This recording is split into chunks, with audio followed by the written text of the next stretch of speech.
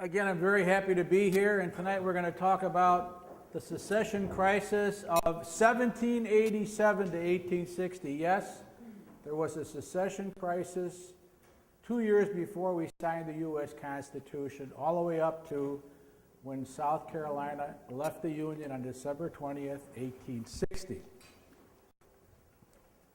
I have all these magic tools. I hope none of you disappear when I press this button. All right, secession. And that's from the Latin word meaning to withdraw. I guess, and the Latin word is spelled the exact way. It's like secession, to withdraw. Now, secessionist. When I say secessionist, where's Dale? So you, sir, are a secessionist. Doesn't that have a really bad connotation? Doesn't that sound awful? So where did the dislike for the term secessionist come from? And is it from our family ancestry? You know, some of us had ancestors in the Civil War. Did we have them in the Iron Brigade, or did we have them in the Stonewall Brigade? Were you north or south? As an individual living in the great state of Wisconsin, Packer fan, do I believe the southern states had a right to secede or not? Was the war over slavery or not? And lately, and I kind of came up with this talk, has anybody seen or heard of the new Southern Nationalist cause writings, where they say Lincoln was a tyrant, that he did not follow the Constitution, that he, took away the right of habeas corpus, you were arrested, not given a trial, and thrown in jail, took away freedom of the press, closed down 2 newspapers, one in Boston and one in New York, over their writings of or supporting secession. And he's also accused of waging the war on the South with fire and sword. And remember, Lincoln did say that he would do anything in his power to save the Union. And this is the book cover.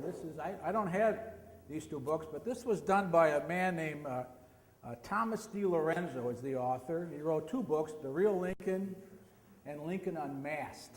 Okay? Now, anyone here read one of his books?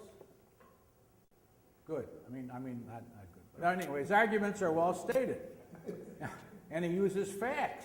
He uses facts in his book, pointing out Lincoln's inconsistencies on slavery. Everybody remembers Lincoln passed the Emancipation Proclamation and freed the slaves. Well, not exactly. He freed the slaves in the Confederate States occupied by the Union Army, but if you had slaves in Missouri, Kentucky, Delaware, or even Washington, D.C., those folks were not free. Those folks are not free. And Lincoln's rights or his beliefs in the black man versus the white man. In his own state, they had the horrible black laws. If you were a black man, you just couldn't move up to Chicago, buy a house with your family. You had to be bonded. Somebody had to sign for you. You couldn't vote. And at one point, they could come to your house, knock on the door, and just ask you to leave. And you had no recourse, legally or otherwise. So that happened in his own state. And of course, again, we know about the Emancipation Proclamation. And all this is good food for thought and discussion, this Di Lorenzo. But, B-U-T-T, but, those who support Di Lorenzo and his text are careful to always use the disclaimer that they too don't like slavery. They hate slavery. But they argue Lincoln brought on an unnecessary civil war as a tyrant. They call him a tyrant in the book, over an issue they believe was a fundamental constitutional right. And that right was what? Slavery. Now, how many of you here have heard the argument that many Southerners own no slaves but went to war anyway? To fight for their states and homes, the American ideal against Yankee aggressors, invaders.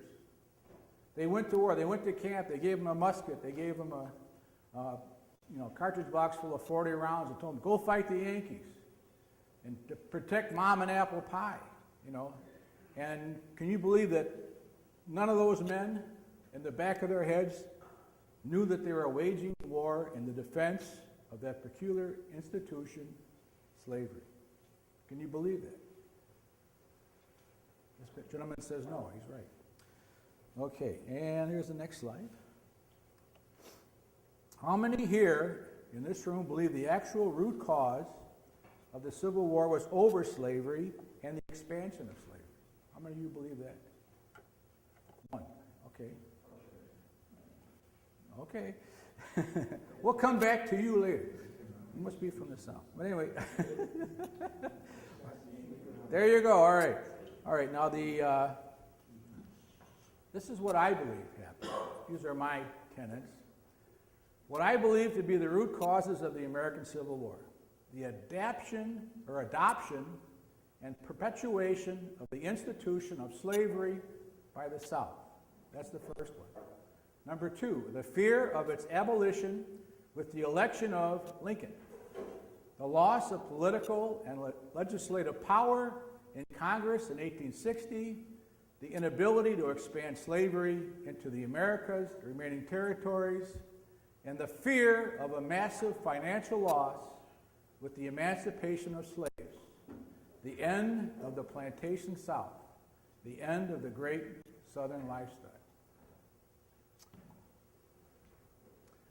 Now we're going to give you a short history of slavery. Well, the country of Spain is the one we have to thank for bringing slavery to the Americas in the 1500s. At one time, there were more slaves in Brazil than there were in the entire United States in 1860. The Dutch. The first slaves brought to America were brought here by the Dutch, the people with the wooden shoes. 11 of them in 1604. And in 1655, the first slave auction held in America was held in New York City. 1655. Not south, up north. You got England, Great Britain. Despite the objection of the early colonists in New England to slavery, it proved to be too lucrative. The nature of growing sugar and tobacco brought in too much money, and slavery in America became crown policy. So the crown policy, or England supported slavery in America. 1775, the American Revolution. Now all the states, North and South, fight for their independence.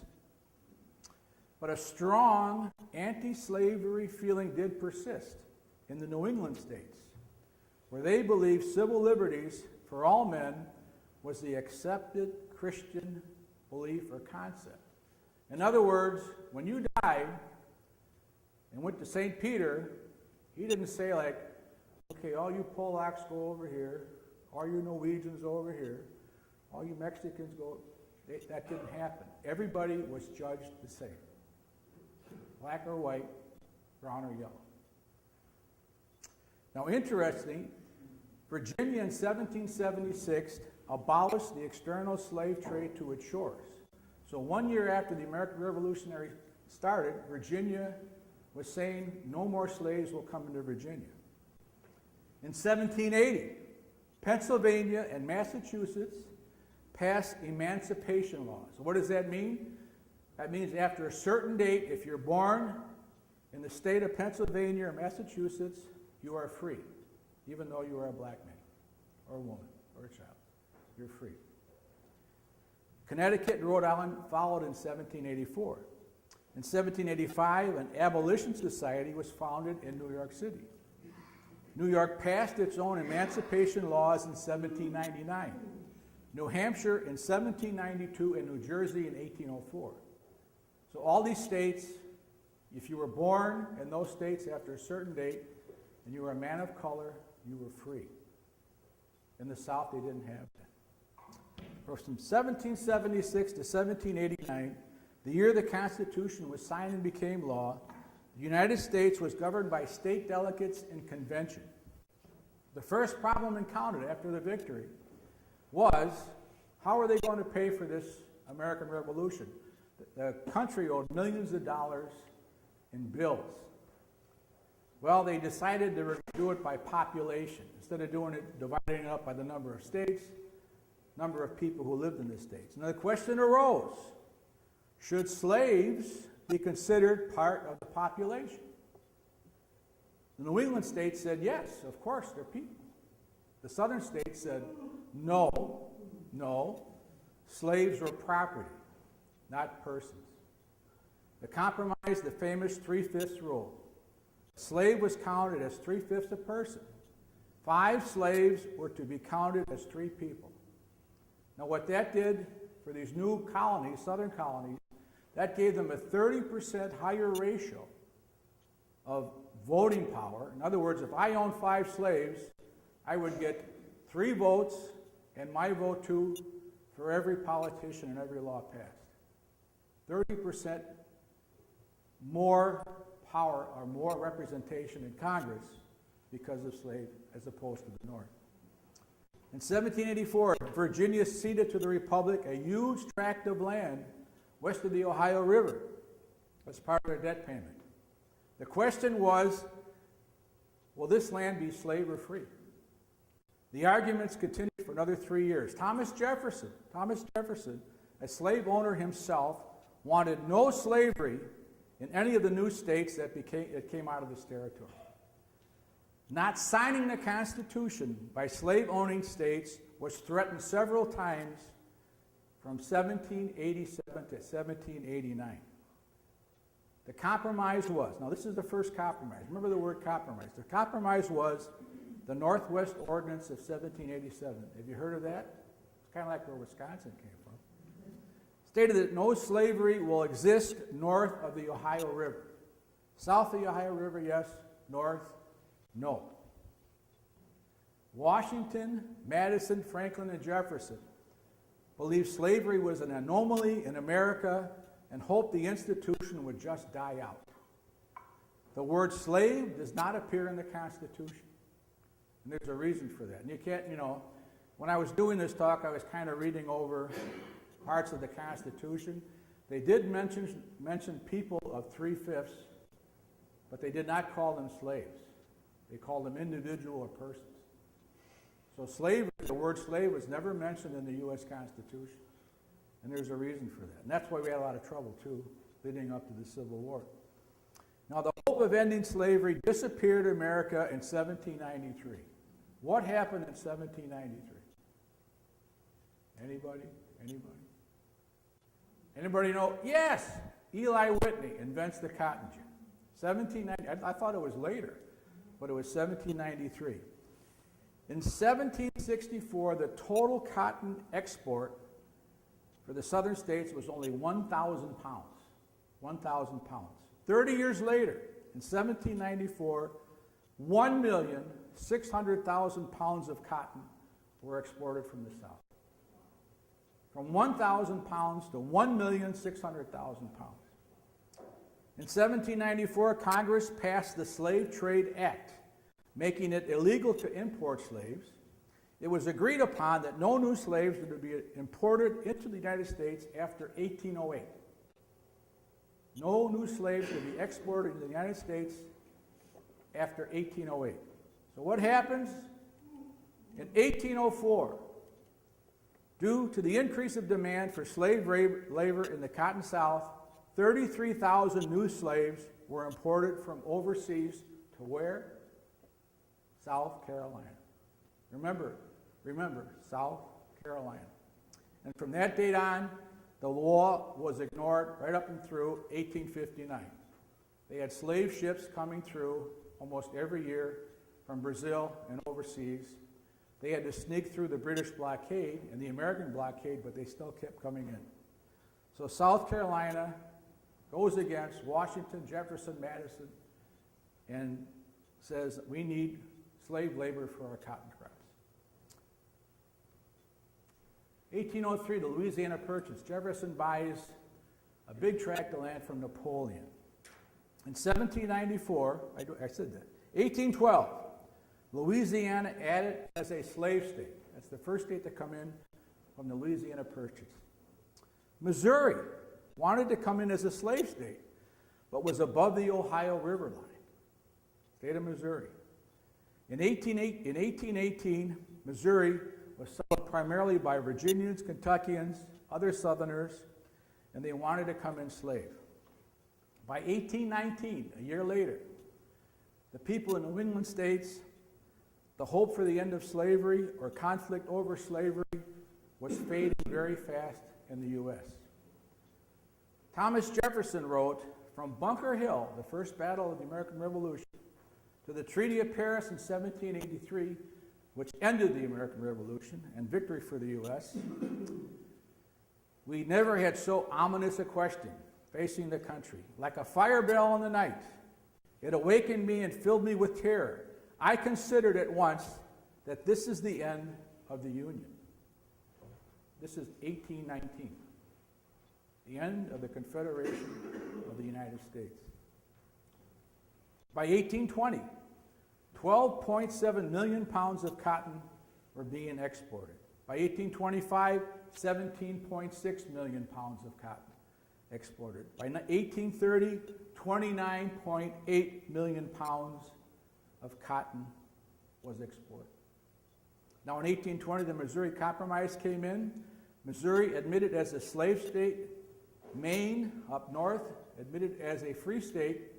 And they changed that embarkation line. No more north of the Ohio River. Now it was 36 degrees, 30 minutes.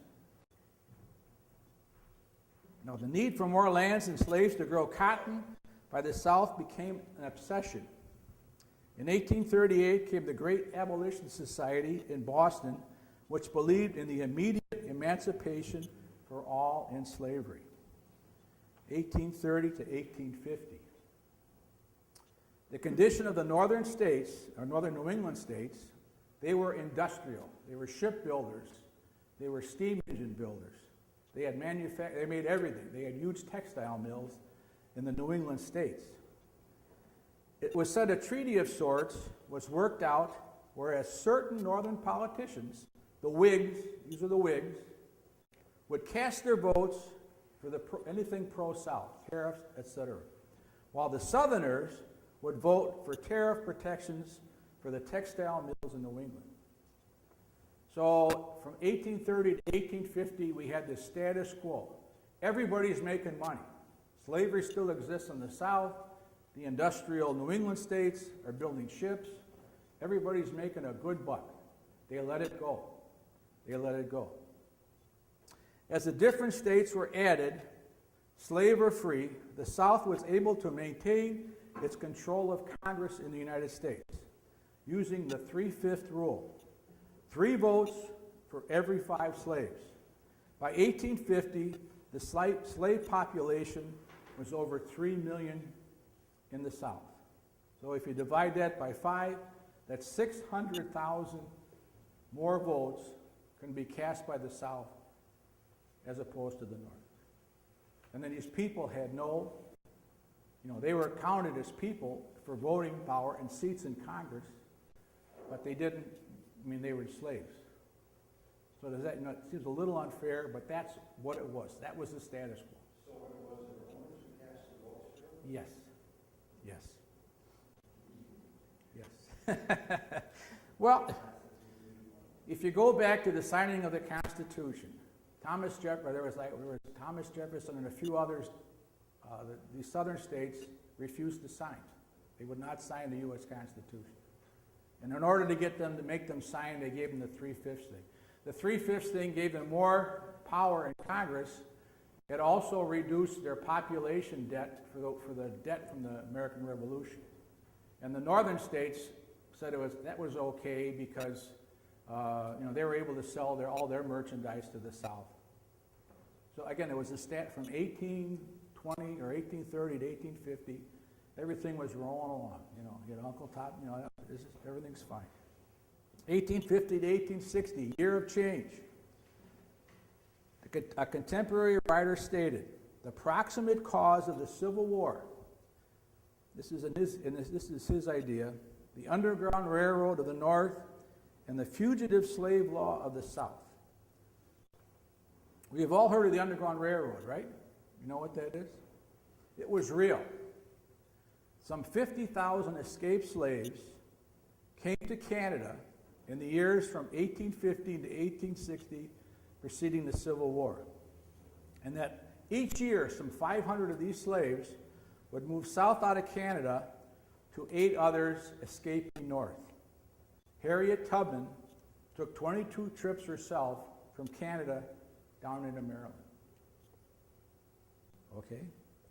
Now, a Southern investigator, they had several trials about this. You know, you'd get caught with you're an underground agent, you would get caught and you'd be sent, you know, you'd be in court, you had to pay a fine, etc.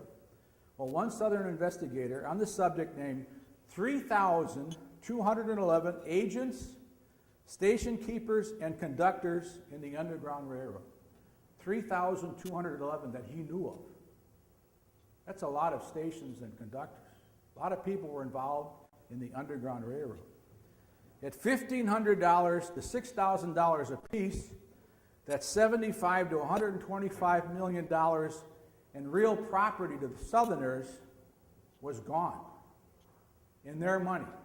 Today that might be like $700, $800 million had disappeared. So, it's no surprise the idea that the Northerners assisted slaves in escaping was generally, the word is, obnoxious to Southerners. So the Fugitive Slave Law of 1850 was passed, and that was whereas fugitive slaves were to be returned to their owners. In defiance, 9 northern states passed what they call the personal liberty laws, where generally forbade constables or sheriffs to aid slave catchers in returning their slaves to their masters. So you had the United States Congress passing the Fugitive Slave Law. 9 northern states say, no, we have our own personal liberty laws. We will tell our constables and sheriffs not to aid slave catchers when they come to town in taking slaves back with them. This was in direct defiance of the U.S. Congress and the federal government. What also happens in 1851? The birth of the Republican Party. Free Soilers. Free Soilers. They believed that any territories or states that came into the United States, they would be free soil. The people could vote themselves if they wanted to be slave or free. They also said that they also did not want expansion of slavery anymore into these new territories of the United States. But they guaranteed the southern states they could keep their slaves, just that slavery could not go north or northwest in the United States. That was the Republican Party. And the Republican Party was made up of old Whigs and new abolitionists. They call it the Black Republican Party. And this is from Benjamin Franklin Wade. He was Senator of Ohio from 1856 to 1857, the time of the Kansas-Missouri troubles, or border skirmishes. And he stated, when they were talking, he was part of a committee of 13 studying the Kansas troubles, and he said basically, I have long labored to prevent the approach of a direct sectional issue between North and South. But the South has made up that issue and declared sectional war for the mastery of all. I accept the issue. Now he's saying that the Southerners are making an issue out of this slavery, and they're willing to go to war to support slavery. And he says, as a U.S. Senator, I accept this issue. He also said slavery must become general throughout the entire United States or must cease to be at all. Cease to be at all. And scholars at this time, people who were alive, generally, the belief, universal, that in the case of a final unavoidable issue, secession or war, sovereignty resided with your state, and to the state citizens owed allegiance. So if we were in Wisconsin, and my legislators, my governor said, the state of Wisconsin does not support slavery, and in South Carolina, they said we do. Well, if you're from Wisconsin, you can't say, I support South Carolina. So generally, your beliefs were with what your state put forth to you. Does that make sense? Okay, so you would follow whatever political thoughts or theories your state had. Up to 1860, the United States was considered as a confederacy of states.